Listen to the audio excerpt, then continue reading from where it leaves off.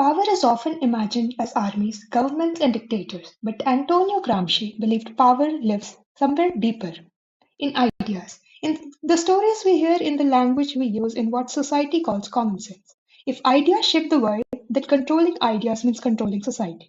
This belief made one frail intellectual one of the most dangerous enemies of fascism.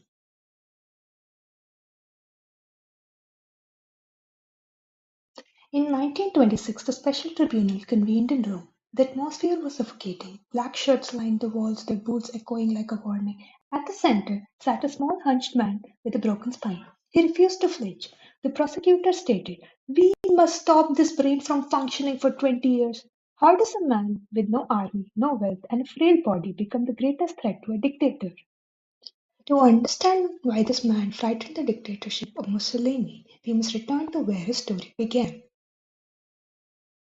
Antonio Gramsci was born in 1891 in Sardinia, one of the poorest regions of Italy. His father's imprisonment plunged the family into poverty. At just 11 years of age, he worked at the registry office dragging ledgers that weighed as much as he did.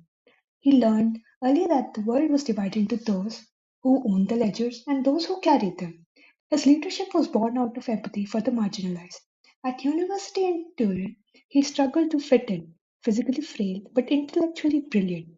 He discovered that language itself was a tool of power. He realized that whoever controls words controls thought. By the end of the First World War, Italy was on the brink of revolution. Let's look into the situation of the factory workers then.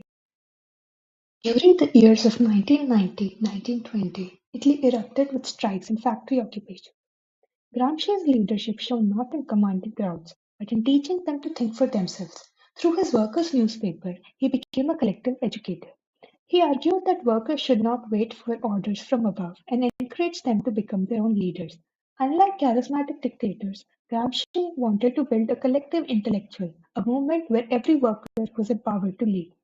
He believed true leadership was not about one powerful voice, but about creating a movement where many people could think, act, and lead together. No discussion on Gramsci is complete without discussing the core ideology behind hegemony, an idea that explains the power dynamics behind ruling class and how it appears natural. Gramsci asked a very simple question: why did the communist revolution succeed in Russia but failed in the West? His answer was very profound. In Russia, the state under the Tsar was already fragile. It has lost the support of its people long before the revolution.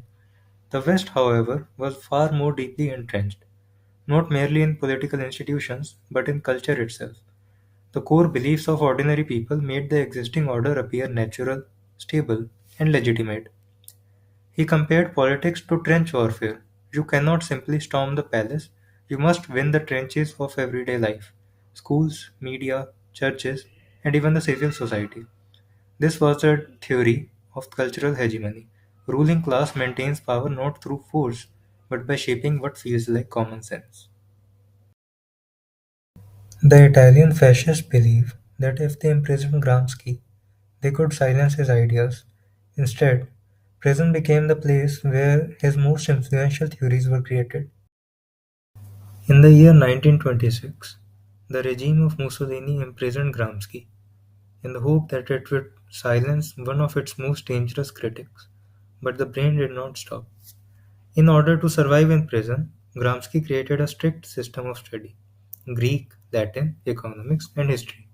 His notebooks became a kind of intellectual battlefield where he continued developing his ideas. Even when his family and political allies urged him to compromise with the authorities in exchange for medical care, he refused. His moral commitment was unshaken. From prison, he gave his final leadership gift, his most influential ideas: the concept of organic intellectual. Gramsci argued that every social movement needs thinkers and leaders who emerge from within the people themselves, individuals who understand their community's struggle and articulate its aspirations, rather than distant elites speaking on their behalf. And finally, the last lesson that Gramsci gave us was not just about power or culture, it was about leadership. Even inside prison, Gramsci continued to lead. not through speeches or political office, but through ideas. While he was imprisoned, he filled notebooks with reflection on politics, culture, and society.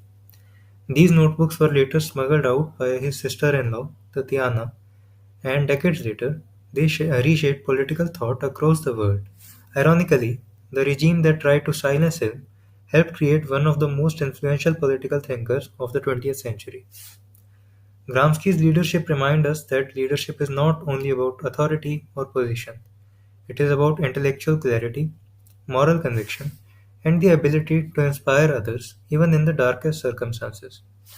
Gramsci once wrote, I am a pessimist because of intelligence, but an optimist because of will. His body was imprisoned, but his will and his ideas continue to shape how we understand power, culture, and leadership today.